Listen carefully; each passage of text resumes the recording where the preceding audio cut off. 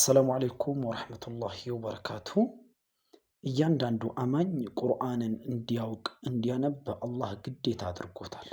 ባላችሁበት ሆናችሁ ከቃዒዳ አንስታችሁ ሙሉ 30 ጁዝን በተጅዊድና በአማራ አቀራር መቅራት መማር ለምትፈልጉ እህት ወንድሞች ኢርሻድ የኦንላይን የቁርአን ትምህርት ጋር በመጠጋት ባላችሁበት መማር ትችላላችሁ። ባላችሁበት ከቃዒዳ አንስታችሁ ሙሉ 30 ጁዝን በአማራ አቀራር መቅራት ትችላላችሁ። እንደዚህ አይነት ትምህርቶችን ደግሞ ቂርአቶችን ለማግኘት በእነኚህ ቁጥሮች በመደወል ሙሉ መረጃዎችን መውሰድና ማግኘት ትችላላችሁ። ቢስሚላሂር ረህማኒር ረሂም አልሐምዱሊላሂ ረቢል ዓለሚን ወሰላቱ ወሰላሙ ዐላ ረሱሊላሂ ሰለላሁ ዐለይሂ ወሰለም ረቢ ሸርሕ ሊ ሰድሪ ወይስር ሊ አምሪ ወሕሉል ዑቅደተ ሚን ሊሳኒ የፍቀሁ ቀውሊ። አሰላሙ አለይኩም ወረሕመቱላሂ ወበረካቱሁ። በያላችሁበት የአላህ ሰላም የአላህ ጥበቃና የአላህ እገዛ አይለያችሁ። የታመሙብንም በሙሉ ዓፊያ የተቸገሩብንም በሙሉ ከችግር አላህ ያውጣልን ኢንሻአላህ። ዛሬ የምናየው አንድ ሰው ሲህር ተሰርቶበት አሊያም አይንናስ ሒስድ መሰል አይነት በሽታ አግኝቶት ወይንም ደግሞ የሰው ዕዳ ወጥሮት ወይ ተቸግሮ አሊያም ሪዝቅ ጠቦበት አሊያም ልጅ አጣ በብዙ አይነት ፈተናዎች ውስጥ ያለ ሰው ከገባበት ፈተና አላህ ሊያወጣው ሲፈልግ የሚልክለት መጀመሪያ ህልሞች አሉ። ይሄ ሰው ከበሽታው ሊድን ሲል ከችግሮቹ ሊወጣ ሲል ከመከራዎቹ ሊገላገል ሲል አላህ ለአንዳንድ ባሮች ህልሞችን ወይንም ደግሞ መናሞችን እንዲያይ ያደርጋል ማለት ነው። እነኚህ ህልሞች ወይንም እነኚህ መናሞች የቡሽራ የብስራት ህልሞች ይባላሉ። ያው አላህ ብስራቱን ያመጣለት ነው የሚፈልገው ነገርና የብስራት ህልሞች የቡሽራ ህልሞች ተብለው ይዘረዘራሉ ማለት ነው። ህልምን አላህ ቁርአን ላይ ብዙ ቦታ እንደጠቀሰው በሰፊው አይተናል። ህልም በዲናችን ሰፊ ቦታ እንደሚሰጠው አይተናል። ረሱል አለይሂ ሰላቱ ወሰላም ህልሞቻችንን ለማን መናገር እንዳለብን የነገሩበት የተለያዩ ሐዲሶችም አሉ። እንደዚሁም ከሸይጣን የሚመጡ ህልሞችም ስላሉ እንደዚህ አይነት ህልሞችን ደግሞ መናገር እንደሌለብን የተናገሩበት አሉ። ከእስልምና ህግጋቶች ውስጥ ወይንም ደግሞ ከአርካን الاسلام ውስጥ አንደኛው ሶላት ነው። ከሸሃደቴን ቀጥሎ ሶላት ነው። ሶላትን ከመሰገዱ በፊት ከሶላት በፊት የሚደረግ ጥሪዎች አሉ። ያም ደግሞ የአዛን ጥሪ ነው። ወላ አዛን እንኳን የተረጋገጠው ወይንም ደግሞ አዛን የሚባለው ነገር ሰባት የሆነው በህልም አማካኝነት ነው የሆነው። ህልምን አላህ ለባሪያው በብዙ አይነት መንገዳቶች እንዲያይ ሊያደርገው ይችላል ማለት ነው። እነኚህ ሰባት የህልም አይነቶችን ከተመለከተን አላህ ነገራቶችን ቅርብ አድርጎልናል፣ ብስራቶችን አላህ አምጥቶልናል፣ አቅርቦልናል ማለት ነው። በአላህ ፍቃድ እነኚህ ሰባት የህልም አይነቶችን እንመለከታለን ማለት ነው። አንደኛውና የመጀመሪያው በህልም ተአመል ሊሆን ይችላል አሊያም ደግሞ ተቸግረ ሊሆን ይችላል። ግን የሆነ ሰው መጥቶ በህልም ያ ፉላን የከሌ ሆይ አብሽር ትድናለህ የሚል አይነት መልእክት በህልም ካየ በእርግጥ አንተ ትድናለህ፣ አብሽር ይህ ጊዜ ያልፋል የሚልህን አይነት ሰው ካየህ ደግሞ ያ ችግር ለካንተ ያለፈልህ ነው ወይንም ደግሞ ሊያልፈልህ ነው ማለት ነው። የሚያበስርህን ሰው አይዞን ቀላል ነው ታልፈዋለህ፣ አብሽር ከዚህ ህመም ከዚህ በኋላ ሰላም ትሆናለህ ትገላገላለህ የሚል አይነት የብስራት መልእክቶችን በህልም አንድ ሰው ይዞልህ ከመጣ በእርግጥም አላህ አንተን ሊያድንህ ፈልጓል ማለት ነው። አላህ አንተን ከዛ በሽታ ከዛ ህመም ከዛ ጭንቀት አላህ ሊያወጣ ፈልጎ አንደኛው የሚልክልህ ህልም ይህ ህልም ነው። ሁለተኛው ደግሞ በህልም ውሻ መመልከት። አንድ ሰው በህልሙ ውሻው ማየቱን ብቻ ሳይሆን ውሻ ስትገል እባብ ስትገል ጊንጥ ስትገል እነኚህ ጎጂ የሆኑ ውስጣቸው ላይ ደግሞ መርዝ ይዘው ሰዎችን ሊጎዱ የሚችሉ አይነቶች እንስሳዎችን ነፍሳቶችን ስትገል በህልም ከተመለከትክ በእርግጥም አላህ ከዛ በሽታ አንተን ሊፈውስህ ነው ማለት ነው። በህልም እባብ ጨፍጭፈ ስትገል አላህ ከዛ በሽታ አንተን ያወጣ ነው። አለም ደግሞ ከገባህበት መከራ ከገባህበት ጥበት ከገባህባቸው ነገራቶች በሙሉ አላህ ረብል ዓለሚን አላህ አንተን ከዛ ውስጥ ፈልቅቆ ያወጣህ ነው። ሁለተኛ ብስራት የህልም አይነቱ ይሄ ነው። ሶስተኛው ደግሞ በህልም ተክቢራ መመልከት ነው። ተክቢራ ደስታ ጊዜ የሚደረግ ነው በብዛት። እንደዚሁም ደግሞ ከአላህ ከሚወዳቸው ቃላቶች ውስጥ አንዱ ተክቢራ ነው።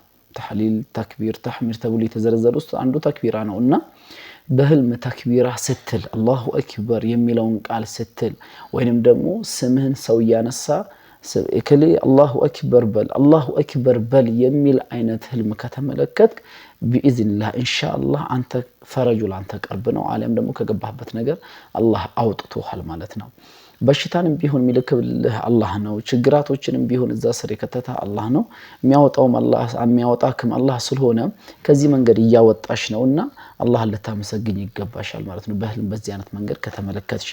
አራተኛውና ሌላኛው በህልም አጅዋ መመገብ፣ የመዲና ቴምር ወይንም የመዲና አጅዋ ቴምርን መብላት። አጅዋ ቴምር ነብዩ አለይሂ ሰላቱ ወሰለም 7 የመዲና ቴምርን በባዶ ሆድ የበላ ሰው ሱም አይነካውም፣ ሸይጣን አይነካውም፣ ሲህር አይነካውም ብለው የዘረዘሩት ሐዲሶች አሉና መድኃኒት ነው ማለት ነው። አጅዋ መድኃኒት ነው። መድኃኒትነቱን መልእክተኛው አለይሂ ሰላቱ ወሰለም በሰሂህ ሐዲሳቸው ውስጥ ነግረውናል። ስለዚህ በህልም አጅዋ ቴምር ስትመገብ የምትመለከት ከሆነ ብስራቱ ቡሽራው ላንተ ቅርብ ነው። አጅዋ ቴምር ብቻ መሆን አለበት ወይ? አጅዋ ቴምር ነው። ካልሆነም ደግሞ ማንኛቸውንም ቴምሮች የብስራት ምልክቶች ናቸው ይላሉ ዑለማዎች። ማንኛቸውንም ቴምሮችን በህልም ስትበላ የምትመለከት ከሆነ ፈረጁ ላንተ ቅርብ ነው፣ ከህመምህ እየተፈወስክ ነው ማለት ነው። ሌላኛው አምስተኛውን በህልም ከሰውነትህ ውስጥ ቆሻሻ ሲወጣ ጽድት ብሎ ሲወጣልህ መመልከት። እንደዚህ አይነት ቆሻሻዎች የሆነ ነገር ጠጥተ ሊሆን ይችላል፣ መድኃኒት ነገር ዓለም የሆነ ነገር ጠጥተ ሊሆን ይችላል፣ ወይንም ሳጠጣ ሊሆን ይችላል። ግን ከሆድ ውስጥ ታጥቦ ከታች ሊሆን ይችላል፣ ከላይ ሊሆን ይችላል። ሲወጣልህ በህልም የምትመለከት ቆሻሻ ነገራቶች ሲወጡልህ የምትመለከት ከሆነ አላህ እያጸዳህ ነው። ከህመም አላህ እያጸዳህ ነው። ከስቃይ አላህ አንተን እያጸዳህ ነው። ምልክት ነው ማለት ነው። ስድስተኛው በህልም ዘምዘም መጠጣት።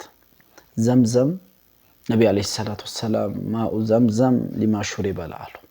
ዘምዘም ውሃ ሰውየው ለጠጣለት ዓላማ ነው የሚሆነው ብለዋል። ታመሃል፣ ዘምዘም ከጠጣ ትድናለህ ያለምንም ሸክ። ተቸግረሃል፣ ዘምዘም ከጠጣ ትድናለህ። በሰዑዳ ስር ነው ያለኸው፣ ዘምዘም ከጠጣ ትድናለህ። ማንኛቸውም ውስጥ ገብተህ ዘምዘም ጠጣ።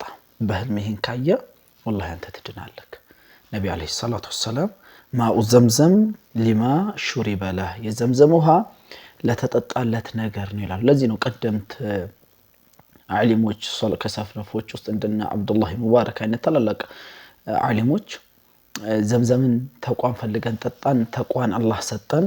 ዒልምን ፈልገን ጠጣን፣ ዒልምን አላህ ሰጠን። ሀብትን ፈልገን ጠጣን፣ ሀብትን አላህ ሰጠን። ልጅ ፈልገን ጠጣን፣ ልጅን አላህ ሰጠን እያሉ የተለያዩ ሰለፎች ይናገራሉ። ይሄ የዘምዘም ፈዳኢል ነው። አላህ የተናገረው ረሱል አለይሂ ሰላቱ ወሰለም የነገሩን ነው። ዘምዘም እንደ ማንኛቸውም ውሃ የሚጠጣ ውሃ አይደለም። ዘምዘም ከውሃም የዘለለ ትልቅ ኃይል ያለው አላህ የሰጠን ስጦታ ነው ማለት ነው። ይሄን በህልም ስትጠጣ የምትመለከት ከሆነ ላንተ ነስሩ በጣም ቅርብ ነው ማለት ነው። ድሉ ከችግር የምትወጣበት ከመከራዎች የምትወጣበት ድሉ ላንተ እጅግ በጣም ቅርብ ሆኖልሃል። አላህ በዚህ መንገድ እያሳወቀህ ነው ማለት ነው። ሰባተኛውና የመጨረሻ አላህ አንተን ሊያድነህ ሲፈልግ፣ ዓለም ከገባህበት በሽታ አላህ ሊያወጣህ ሲፈልግ የሚያሳየህ ህልም ምንድነው? ጸጉር ካፍ ሲወጣ መመልከት። ይሄ ጸጉር ትልቅም ሊሆን ይችላል፣ ትንሽም ሊሆን ይችላል። ግን ጸጉር ከሰውን ካፍ ስር ሲወጣ የምትመለከት ከሆነ አልሐምዱሊላህ ያ ሲሂር ካንተ እየከሸፈልህ ነው። ዓለም ያ ከዛ ሲሂር አንተ ድነሃል ማለት ነው። መልእክት ነው፣ ከአላህ የተላከልህ መልእክት ነው። በዚህ መንገድ ድነሃል ብሎ አላህ መልእክቶችን ላንተ እየላከልህ ነው። ከችግራቶች በዚህ መንገድ እየወጣ ነው ብሎ አላህ እያሳወቀህ ነው ማለት ነው። እንደነኚህ አይነት ደሳስ የሚሉ ህልሞችን ስንመለከት ለምንወዳቸው ለምናምናቸው እንደዚሁም ደግሞ እውቀቱ አላቸው ብለን ለምናስባቸው ሰዎች ህልሞቻችንን ማስፈታት እንችላለን። እንደዚሁ ግን አየው እንደዚህ ያየው ብለን ተፍሲሮችን ግን በአደባባይ መጠየቅ አሊያም ደግሞ ለጓደኛ ማውራት ህልምን አይመከርም።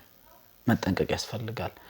ለምን እኛ የምናያቸው ህልሞች አላህ መልእክቶችን የሚልክልን ህልም ከሆነ ያ መልእክት ደግሞ አንተ ትልቅ ቦታ እንደምትደርስ አለም አንቺ ተርሻልሽ ቦታ እንደምትደርሽ በህልም አላህ ሲያሳይሽ ለዛች እህትሽ ሄደሽ ስትነግሪያት ምናልባት ሰውናትና ልትተሐሰድብሽ ትችላለችና ህልሞቻችንን ያየናቸውን ህልም ለምናምናቸው ለምንወዳቸው ዒልም አላቸው ብለን ለምናስባቸው መሻይኾች ወይንም ሰዎች ግለሰቦች ይህን ነገር ተናግረን ተፍሲሩን ከፈለግን በዛ መንገድ ማስፈታት እንችላለን።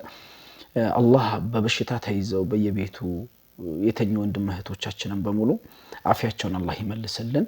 ተቸግረው በችግር ያሉትን በሙሉ ችግራቸውን አላህ ያንሳላቸው። እኛንም ከሳሂሮች ከደጋሚዎችና ከጅኒዎች ተንኮል አላህ ይጠብቀን። ወሰላሙ አለይኩም ወራህመቱላሂ ወበረካቱሁ።